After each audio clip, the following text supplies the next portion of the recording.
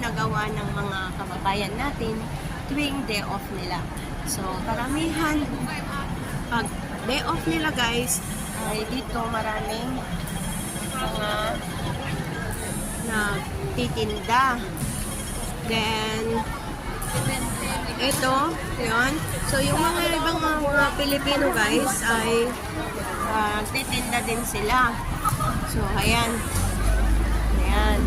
So, yung mga iba, nagbibili kasi na mura, ganyan. Ayan. So, naging divisorya na ito dito sa harap ng HSBC. So, ayan. So, mga ibang Pilipino guys ay nagbibili kasi nga, diba, parang divisorya naman sa atin sa Pilipinas. Maraming mga nagbibili. So, ayan. So, ito yung mga ginagawa ng ating mga nating mga OFW tuwing holiday dito sa Hong Kong. So, ang pinaka-main kasi guys na pasyalan ng mga OFW, lalo na po sa Quran, ay dito sa Central kasi yung iba dito sila nagre-remit. So, ito yung mga ginagawa ng mga kababayan natin na nandito sa Hong Kong tuwing holiday. So, ayan, naglalatag-latag lang kami ng mga karton o para makwan. Tapos may mga nagtitinda-tinda, ganyan. Ayan po. Ayan. So, may mga nagtitinda ng mga pagkain. Kaya, dito na din kami bumibili ng pagkain namin sa mga hindi nakaluto. Ayan, may mga tinapay. Ayan, mga marami yung mga pinagkakabalahan ng mga ako natin mga OFW. May mga nagtitinda dito ng pagkain sa mga hindi pa nakaluto. Ayan, masarap yung Shanghai. Ayan o, mga pagkain. Ayan, mga pagkain. Ayan, kumakain na sila dito. Ayan. Ito din ang isa pang libangan, yung mag-bingo. Ayan. Dito yan sa Central HSBC na ayan, may mga sumasayaw din. Ayan, nagpa-practice sila. Ayan, mga libangan. May mga nagtitinda ng mga ukay-ukay. Ayan, ukay-ukay. Ayan. So, mga sapatos. May nagtitinda din ng napkin dyan. Ayan, ukay-ukay. So, maraming ukay-ukay dito guys. Parang, sabi ko na nga, parang divisorya na sa atin dito sa Hong Kong. So, marami silang mga tinda. So, may mga teknik-teknik din na sila para hindi sila mahuli. Kung alam nilang may paparating na naguhuli na polis, ayun, magsilikpitan din naman sila guys. So, ito, mga damit. Ayan. Mga pantalon. Ayan o. Mga pantalon. Ayan. May pansari ng pantalon. Ayan. So, maraming pinagkakabalahan ng mga Pilipino dito sa Hong Kong. Ayan. So,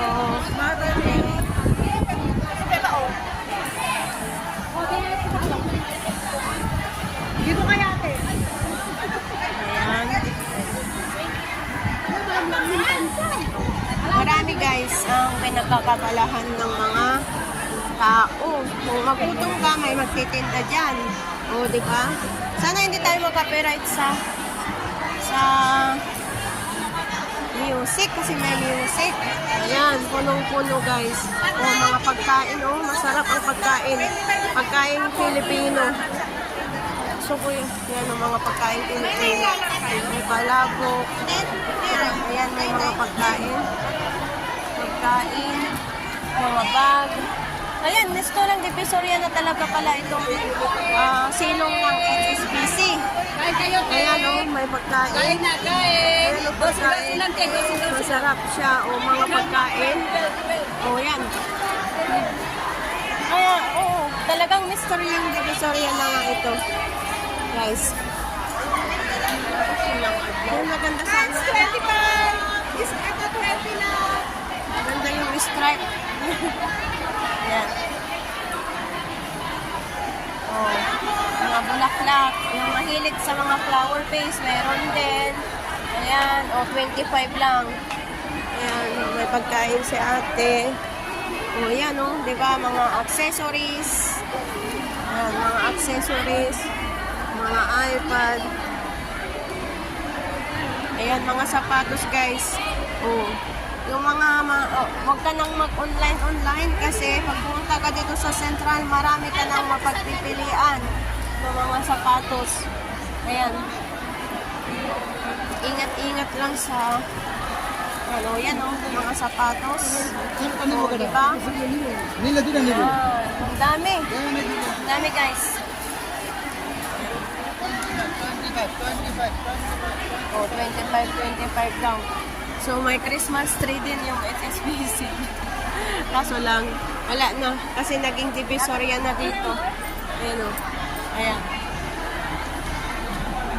O, diba? O, sapatos. Ayan. May nag-aaway na ba? May nag-aaway ba o may pulis? Ayan, may mga nagtitinda din ng mga pabango. Victoria's Secret. Ayan. Victoria's Secret. Ayan. Ganda sana yun, o pants. Kaso, tignan ko nga. Ano pagkain, o? Pagkain. Pagkain. Ukay. Ukay. Pagkain, ayan. So, punta naman tayo sa iba. Okay. Tulog na ako na. Ayan.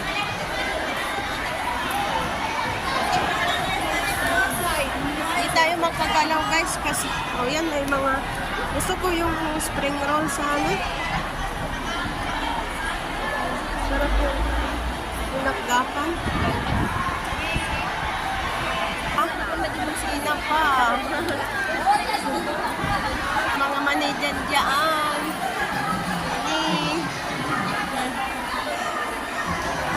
Ayan o, pagkain. Pagkain. Tuyo.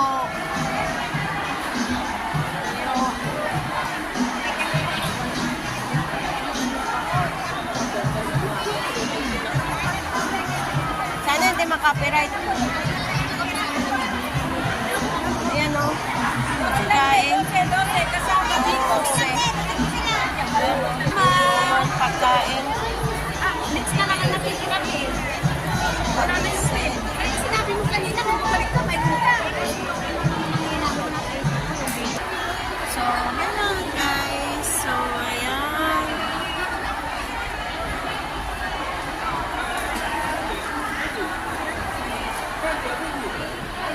Ayan. So, pag-listo lang Divisoria na ang HSBC.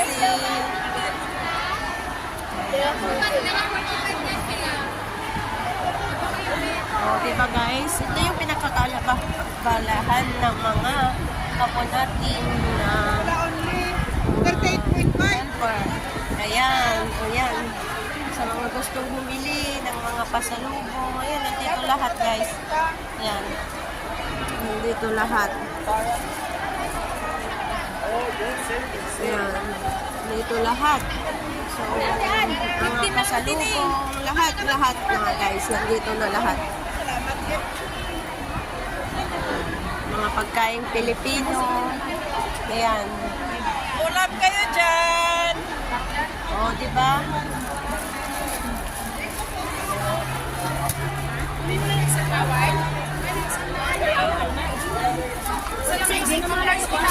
Ulam, ulam!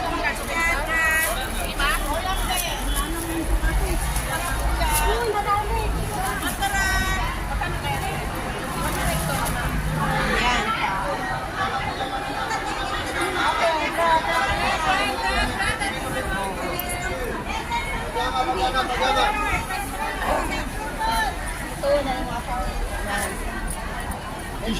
Tapos may mga cross stitch din dito na benta.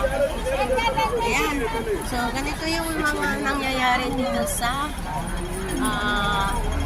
Hong Kong Spring Holiday. So, ayan.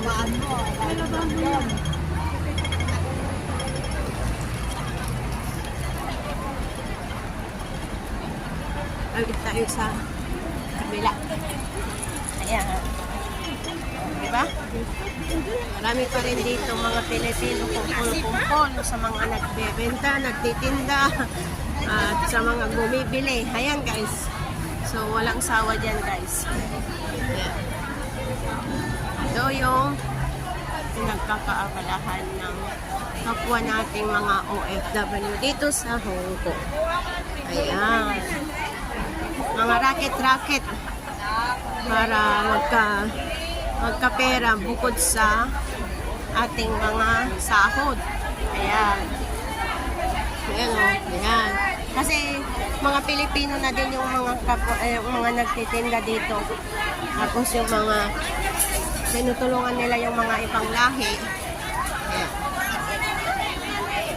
So, ayan guys. Napakadami. Ayan.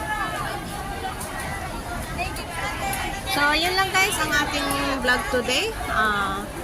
Pinakita ko sa inyo mga ginagawa ng mga kapwa natin kababayan dito sa Hong Kong Spring Holiday na. Maraming salamat. Hanggang sa muli, friends OFW. Thank you so much guys. Ayan, kita yung mga magkakamag-anak. Ganon. Ayan. So, yun lang. Thank you so much. Bye.